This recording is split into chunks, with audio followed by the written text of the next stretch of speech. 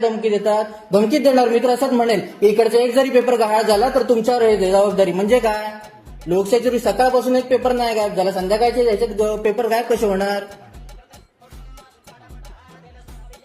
म्हणजे बसलेल्या 15-20 महिलांवर तुम्ही चोरीचा आळ घालणार काय? हे प्लॅन करून इथून बाहेर पडवतात की काय? मला उत्तर पाहिजे याची सगळी.